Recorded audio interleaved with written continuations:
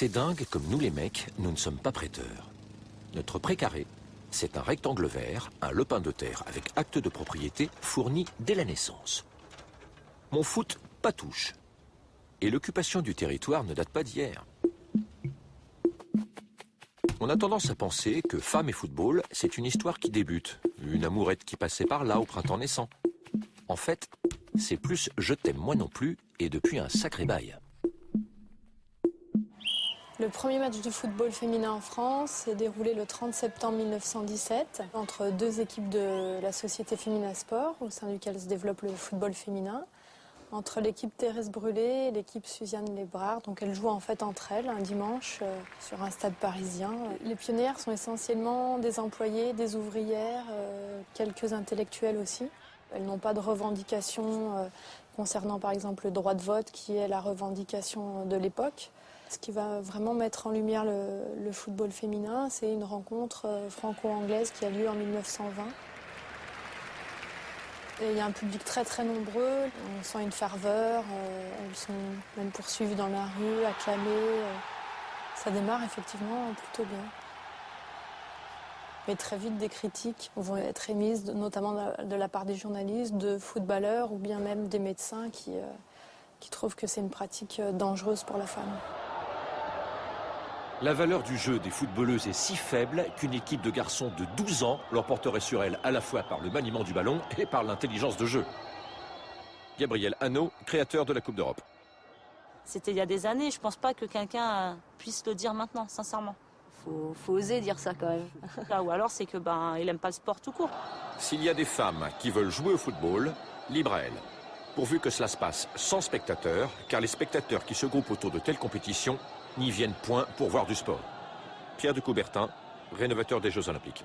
Ouais, ça c'est un peu plus choquant quand même. Ouais, c'est décevant. Mais en même temps, Pierre de Coubertin a dit il faut participer.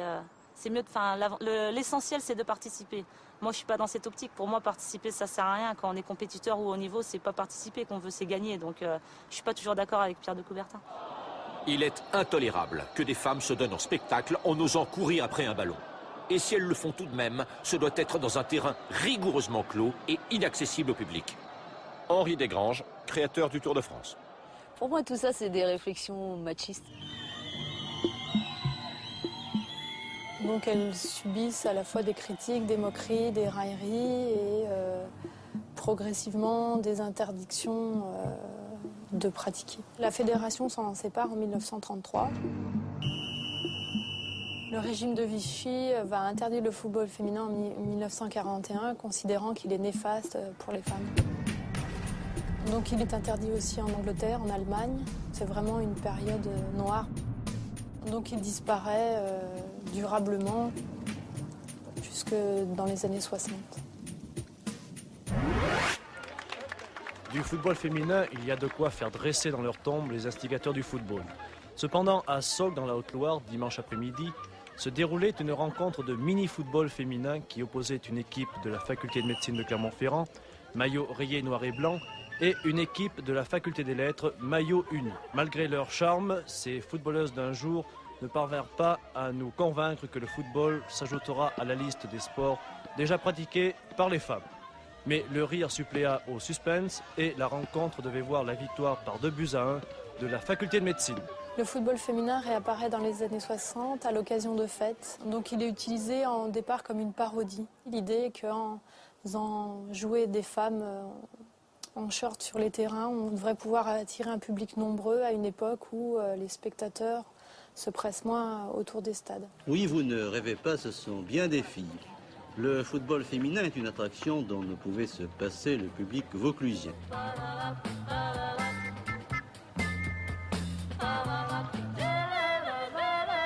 Deuxième mi-temps, et pour quelques-uns de ces amateurs, il est évident qu'ils eussent préféré voir un match en mini-jupe. Moi, j'étais dans un petit village de 600 habitants. Il n'y avait pas grand-chose comme activité. Et tous les mercredis, on allait jouer au foot avec les copains. Un jour de 1968, je fais ma tournée de factrice. Je distribuais le courrier un peu de partout, et notamment les journaux. Et dans ces journaux, j'en ai pris un. Je passe sur les feuilles de sport. Et qu'est-ce que je vois? Une photo avec des filles. Et on dit qu'on va faire un petit match pour une kermesse de football féminin. Et le premier entraînement est ce soir à 19h. J'ai fait ma tournée, je suis rentrée et j'ai dit à ma mère, je pars à Reims. Elle m'a dit, qu'est-ce que tu vas faire? Je vais faire du foot. Elle m'a dit, t'es folle.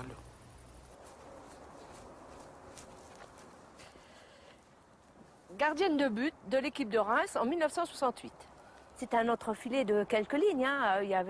C'était trois petites lignes sur 2 cm de large. C'était vraiment très anodin. Je cherche fille pour le tournoi de l'Union pour faire un match d'exhibition de football féminin. Pierre Geoffroy, en somme, c'est vous qui dirigez cette équipe féminine. Qu'est-ce qui vous a pris de former une équipe féminine? C'est à l'occasion d'une organisation, une sorte de kermesse qui avait lieu chaque année. Et on cherchait une petite attraction. Il a été pris à son propre piège parce qu'il voulait faire un seul match et puis après tout remballer. Mais nous, on n'était pas venus pour un seul match. On a dit ah, non, attends, tu nous as rassemblés, maintenant tu assumes. Et on a poursuivi ensemble l'aventure. Ça part d'une blague, absolument. Je pense qu'il n'avait pas du tout envie de continuer l'aventure avec nous. C'était une histoire de kermesse. Et puis, c'était fini. On a eu beaucoup plus de filles qu'on l'espérait, une trentaine dès les premiers jours. On a fait une sorte de sélection. Et puis après le premier match qui a été gagné justement par les novices contre des joueuses qui étaient plus chevronnées, on a été encouragé de continuer. Depuis 6 mois, ça tourne. Bien que je mesurais qu'1,53 m, j'étais la seule à avoir un peu plus de dextérité pour jouer gardienne de but. Alors on m'a mis gardienne de but, j'ai pas eu grand chose à faire, mais malgré tout j'en ai pris un. C'était dans celui-là.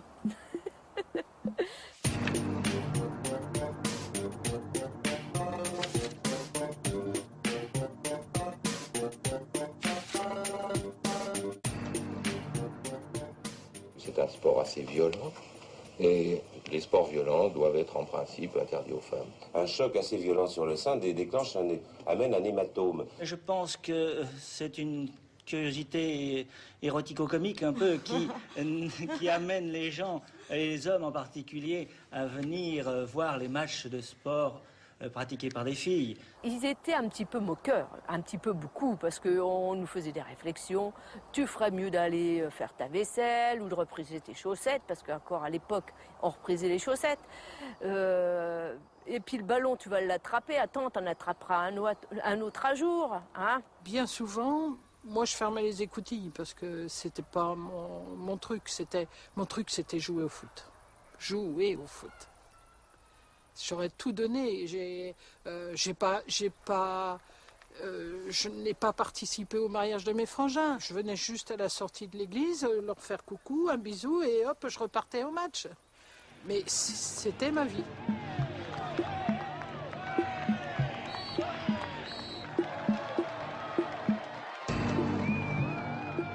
Pourquoi les hommes ont-ils tant de mal à lâcher leur football? Si on se penche sur l'histoire du siècle dernier, on comprend vite que l'homme a du mal à lâcher tout court. Il possède tous les droits. Il en concède quelques-uns aux femmes au fil du temps, le plus souvent après bataille. Au XXe siècle, les Françaises ont disputé un match clé sur un terrain hostile avec arbitrage partial. Première action d'éclat. En 1909, un congé maternité de 8 semaines est accordé, mais pas rémunéré. Faut pas pousser. Parce qu'elles les ont remplacées pendant la guerre de 14, les institutrices obtiennent l'égalité de salaire avec leurs collègues masculins. Un sacré barrage cède en 1924. L'enseignement secondaire devient le même pour tous. 43 ans pour obtenir une loi en France. En 1944, la femme peut voter, être élue et prendre part à un jury d'assises. Mais depuis quand une femme peut-elle travailler sans la permission de son gentil mari? 1965, avec en prime le droit d'ouvrir un compte en banque. Ces années 60, c'est plutôt une bonne période. Offensive, ça attaque de toutes parts et sous l'impulsion d'un député stéphanois, Lucien de Wirth, en 1967, la contraception orale est autorisée. Le contrôle, y a que ça de vrai. Et en 1970, père et mère assurent à égalité l'autorité parentale. Avant, on parlait de puissance paternelle. Et puis enfin, elles peuvent la jouer comme des cames. But à temps. En 1971, le foot féminin est reconnu par la FIFA. À Hasbrook, j'y étais. Au moins 15-20 ans après, j'ai su qu'ils avaient pris cette référence-là pour dire c'est ce jour-là qu'on a déclaré que le football féminin était né. Non, on ne nous le dit pas, ça se décide après. Après, un jour, ils se sont dit bon, il faut qu'on donne une date de début pour le football féminin. Et ils ont retenu ce 17 avril, France-Hollande. Je termine la composition de l'équipe de France. Donc numéro 7, Mademoiselle Royer surnommée Gigi, avec le numéro 8, Mademoiselle Chop, et avec le numéro 10, Mademoiselle Meunier, numéro 11, Une compétition internationale va avoir lieu au Mexique en 1971. On peut considérer que c'est la première Coupe du Monde officieuse. On a eu des milliers de personnes qui nous ont regardés.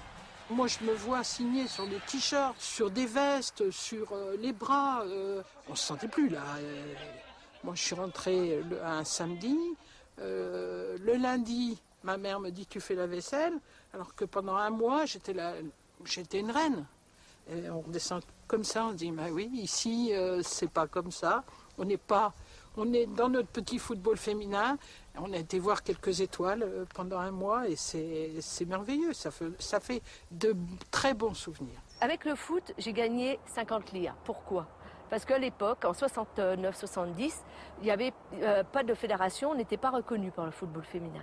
Et donc mes étés, j'avais tout le loisir de partir en Italie pour 2 mois à la Lazio de Rome. Et donc j'ai gagné 50 lire à un match parce qu'on avait gagné le match. C'est tout ce que j'ai pu gagner dans ma vie pour jouer au foot.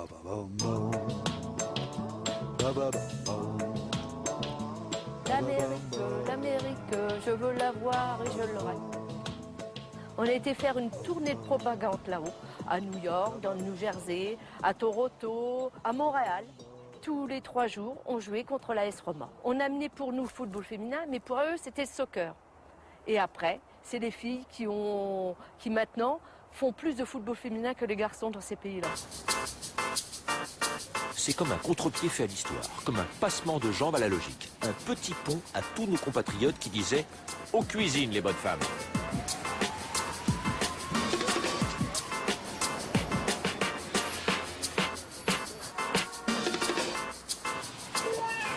Il faut être français comme moi et venir pour la première fois au Canada pour s'attendrir à la vue des écureuils citadins, pas farouches et si envahissants. Faut être français aussi pour s'étonner que les filles partagent avec les garçons les parties de foot d'après-boulot. Non mais c'est quoi ce nouveau monde ?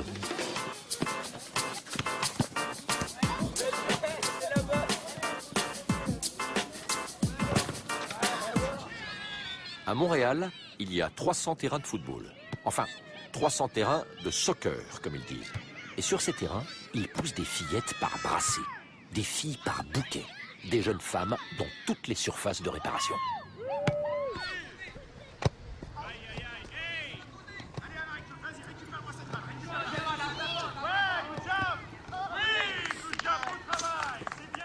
Alors, j'ai fait mon entrée en soccer féminin à titre de gardienne de but. Au départ, pour la majorité de la population, c'est un sport de participation. Donc, beaucoup y adhèrent, pas pour devenir pro. Alors, là où il y a une différence avec les pays de foot, c'est justement qu'il y a très peu d'opportunités professionnelles. Donc, on joue pour le plaisir. C'est un sport amusant. On parle de 365 000 à 370 000 joueuses au Canada. Comme on a la masse, on est en mesure de séparer les garçons et les filles. Donc, les petites filles qui pourraient avoir une résistance si elles savaient qu'elles allaient pratiquer le soccer en présence des garçons, celles-là, on les recrute. La petite fille se retrouve dans un groupe de filles avec des amis, parce qu'au départ, c'est le plaisir de se retrouver avec des amis.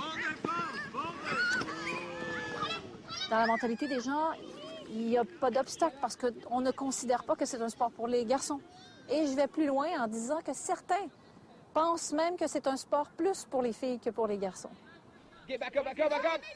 Back up, back up, back up, back up! Let's go! C'est beau, Jamar! Oh, good job, good job! Let's go, Jamar! Lâche-la pas un petit coup, c'est bon ça! Continue, continue, continue, continue! Lâche-la pas, lâche-la pas, lâche-la pas, lâche-la pas! Good! Salut, Sophie! C'est bon, là, yeah, excellente passe, good job! Nice, nice, nice! Wow! Oh my God! Nice!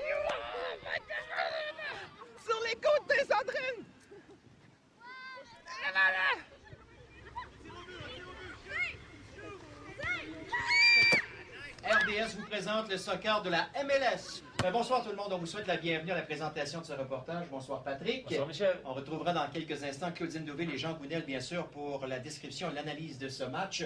D'entrée de jeu, on va jeter un coup d'œil, si on veut, avec cette 30e semaine d'activité dans la MLS, sur ce qui se passe. À notre tour de vous souhaiter la bienvenue. Alors, tout d'abord, la formation partante des Whitecaps de Vancouver dans les buts. Knighton en défense centrale. Le soccer ici, au début, si on retourne 20 ans en arrière, c'était pas un sport très populaire. Alors moi, je faisais beaucoup de sports qui étaient un peu spéciaux. J'ai décrit une quarantaine de sports différents, dont du football gaélique, du cricket, du polo, en tout cas, tout ce qui était un peu étrange tombait sur mon bureau. Et même si le soccer était quand même un peu connu, ça restait anecdotique. Et je suis rentrée là-dessus presque par hasard. On est en course avec Montero. Ça se poursuit. On va chercher Rosales maintenant sur la pointe. Le passe devant et on rate par quelques centimètres. C'était une belle passe à l'intention de Evans qui n'a pas été capable de redresser. Il y a un caméraman, justement, qui travaille ici, qui me disait qu'il avait allumé la télé, il mettait un match de soccer, il l'avait mis en anglais. Et son garçon, qui a 15 ans, a dit « Pourquoi tu mets ça là? Change ça. » Il dit « C'est pas là qu'on écoute le soccer. » Il a changé, et là, il a entendu ma voix, il dit « Ça, c'est la voix du soccer. C'est ça, le soccer ici. » Alors, là-dessus, on va faire une pause. Après une première mi-temps, c'est 0-0 entre Vancouver et Seattle. Vous regardez le soccer de la MLS à RDS.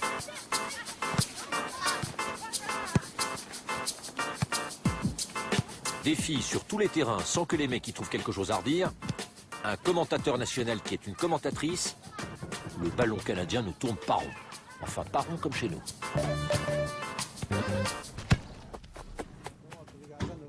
Rédaction de Québec Soccer. Lui, c'est Pascal Cifarilli, le créateur italien du numéro 1 des magazines de foot québécois. Et dans sa rédaction, la spécialiste, c'est une blonde. En feuilletant la revue, on s'aperçoit qu'il n'y a pas de rubrique spécifique soccer féminin écrit sur fond rose. On passe des femmes aux hommes, puis des hommes aux femmes. C'est que ça la joue collectif. Et la couverture féminine n'est pas comme chez nous, une rareté qui se remarque comme une éclipse solaire. Au bout du compte, dans la rencontre France-Canada pour la place de la femme dans le football ou le soccer, il n'y a pas match. Au Canada, les filles représentent 43% du total des licenciés. En France, c'est 3%. Je vous avoue que je ne suis pas revenue de ma surprise. Mais je pensais pas que c'était autant sous-développé, si je peux utiliser ce terme-là. Pourquoi les filles vont pas naturellement jouer au soccer? Est-ce qu'on leur met des bâtons dans les roues? C'est les questions que je me suis posées. Puis comment ça, on arrive à 3%? Voyons donc, le soccer est pas né chez vous, mais pas loin. Et puis ça a toujours été votre pain, votre beurre, votre sang. Et les femmes, ils sont pas. Mon Dieu, vous ratez quelque chose.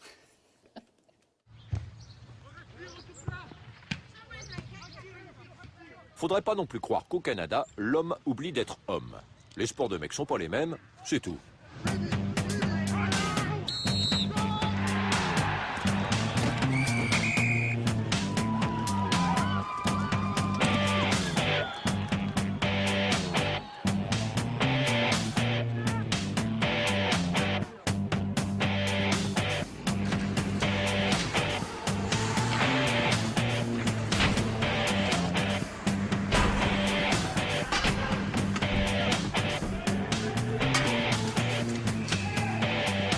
De la même façon que ce ne serait pas possible de voir une femme décrire du soccer en France, ce serait difficilement envisageable d'avoir une femme qui décrive le hockey ici. J'ai fait une fois un match de la Ligue nationale de hockey et c'était dans un cadre très spécial de la Journée de la femme. Ce qui m'avait beaucoup étonnée cette journée-là, c'est que la journée du match, j'ai dû donner une douzaine d'entrevues à la radio. Et là, ça m'a surpris.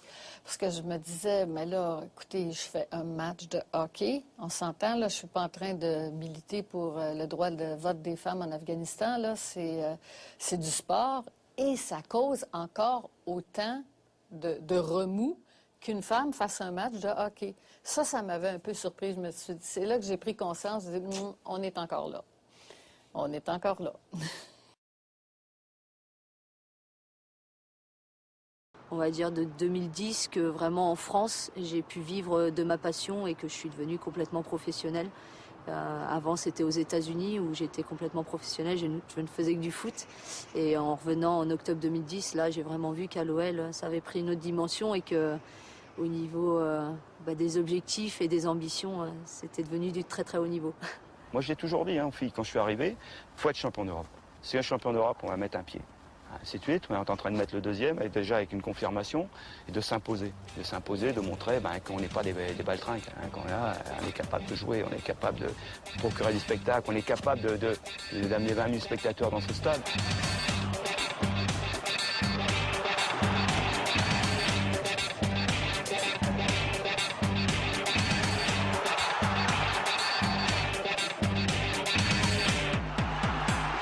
Si tu regardes la performance d'une femme et d'un homme, l'homme va courir plus longtemps, plus vite, plus puissant, il va sauter plus haut. Donc ça, on ne peut rien y faire, c'est morphologique. Des fois, on nous compare, ça va être mais de façon négative, c'est elles sont pas bonnes, regarde, elles s'avancent pas, elles jouent, il n'y a pas de puissance, c'est trop lent, tout ça. Puis il y a aussi la comparaison, mais elle au moins, elle se roule pas par terre, elle se plaigne pas après l'arbitre. Les deux, ça nous va pas, que ce soit positif ou négatif. Personnellement, je vois pas l'intérêt de comparer, quoi. Techniquement, on est capable de réaliser des gestes de qualité. Tactiquement, je pense qu'on a une réflexion qui est très intéressante et moi, pour avoir un peu d'expérience, je sais que beaucoup d'entraîneurs préfèrent justement travailler avec un groupe de filles parce qu'ils disent que dans la réflexion, c'est beaucoup plus rapide et plus intéressant parce qu'on veut toujours chercher à comprendre le pourquoi des choses. Donc voilà, il y a des différences, même si ça reste la même discipline. Arrêtez là! Hey! N'importe quoi, c'est n'importe quoi! Il n'y a pas d'équilibre du tout! Va, allez! Non mais c'est pas vrai, ça roupille! On restera là jusqu'à 19h s'il faut, hein? Allez, vous allez là-bas. Bon, il va falloir se mettre dans le bon tempo, là. Dès la récupération, déjà, vous n'êtes pas concernés pour récupérer le ballon. Bon, dimanche dernier, c'est passé. Et là, vous allez avoir une équipe qui va vouloir vous taper. Ils seront pas champions de France. Déjà, avec 5 points de retard, c'est fini pour eux. Mais ils vont avoir le sursaut contre Lyon, de se faire mal, de mettre de l'impact. Alors si on n'est pas sérieux, dès la récupération du ballon pour le reprendre et pour jouer après, on est mort. Et en plus, il y a ce problème entre les deux clubs. Moi, c'est pareil, je ne peux pas les voir en peinture. Mais eux, c'est encore pire. Alors si vous n'avez pas la niaque que moi, je peux avoir pour les cogner, ça ne passera pas. Ça ne va pas passer comme ça. Là, on va y retourner, on va changer le positionnement, on va être en 4-4-2. Quelquefois, je les pique sévèrement. Et même en rentrant chez moi, après, je me dis, putain, t'étais un petit peu loin, toi. Mais c'est pour prendre vraiment conscience qu'il faut qu'on lâche rien du tout dans ce football féminin. Parce que les filles, là, elles sont au top. Et tout peut s'arrêter du jour au lendemain. Oui, c'est fragile. Oui, c'est fragile. On profite un petit peu parce qu'il y a une belle vision. Mais attention, à un moment donné, qu'est-ce qu'on va demander? C'est des résultats. Là, c'est le moment pour moi de commencer aussi à voir ce que je pourrais faire après parce que on ne sait jamais. Hein. Je suis en train de passer mes diplômes d'entraîneur, notamment le DEF, qui est un diplôme qui me permettra d'entraîner au plus haut niveau féminin et jusqu'au plus haut niveau amateur masculin. Ma sœur est infirmière puéricultrice. En fait, on aurait un projet de monter ma crèche. Et puis en parallèle, ça serait une entreprise un peu familiale. Mais en parallèle, j'aimerais forcément travailler dans le développement du football féminin parce qu'il y a tellement de choses à faire encore pour qu'on soit plus reconnu. Et je suis sûre qu'il peut y avoir encore plus de monde à venir nous supporter. C'est en atteignant la lucarne des buts que les filles de l'OL ont atteint celle de la télévision. La finale de la Ligue des Champions 2011 a, contre toute attente, dépassé les 2 millions de téléspectateurs. Et quelques semaines plus tard, c'est le cap des 4 millions qui est franchi avec l'équipe de France en Coupe du Monde. Les Bleus ES ont motivé pas mal de soirées foot, télé, pizza dans tout le pays, et ça, c'est nouveau. Qu'est-ce qui intéresse, c'est quand même les victoires, les titres, parce que c'est l'image, c'est toujours pareil, c'est l'image. Nous, si on ne faisait pas la Coupe d'Europe, si on ne jouait pas à Gerland, les gens ne regarderaient pas le match, c'est tout. Il faut une image. Et j'ai la chance d'avoir des joueuses qui sont ambassadrices de ce côté-là et qui font tout. Les filles de l'OL vivent comme des professionnels garçons, s'entraînent comme des professionnels garçons, mais la comparaison s'arrête là. Économiquement, elles n'habitent pas sur la même planète foot. Par rapport à un club masculin, elles sont pauvres. Mais pour beaucoup de clubs féminins, elles sont riches. Footballeurs, footballeuses, c'est pas le même combat. J'ai mis du temps à comprendre qu'entre elles et moi, il y avait un sacré distinguo. Moi, pour avoir le droit de jouer au foot, je me suis juste donné la peine de naître puis de me pointer sur un terrain sans qu'on me regarde de travers. Pour les femmes, c'est souvent comme un combat ordinaire. Un de plus. Un de ceux auxquels on ne prête même plus attention, par lâcheté, par habitude, par résignation. On n'en est plus à une injustice près, du moment qu'elle ne nous vise pas.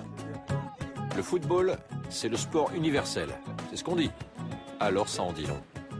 Mais comme toujours, le truc qui n'était pas prévu, c'est que les filles allaient livrer bataille, et avec le sourire en plus. On leur a pas donné. Elles l'ont arraché, ce sacré sport de gonzesse.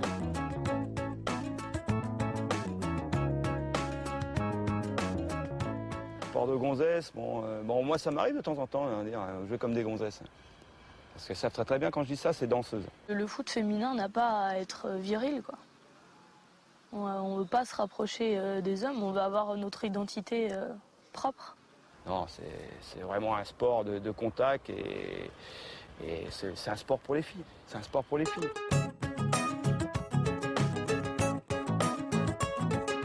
Dès le plus jeune âge maintenant, les garçons et les filles peuvent voir du football féminin à la télé. Ce qui n'était pas le cas à notre âge. Moi, comme je disais, j'ai connu le football féminin à 14 ans. Dans les esprits des gens, ça choque beaucoup moins qu'avant, je trouve. Quand on dit qu'une fille joue au foot, ben, une de plus, quoi. Là, maintenant, il y a des petits garçons, des fois, qui viennent nous demander des autographes, qui nous connaissent.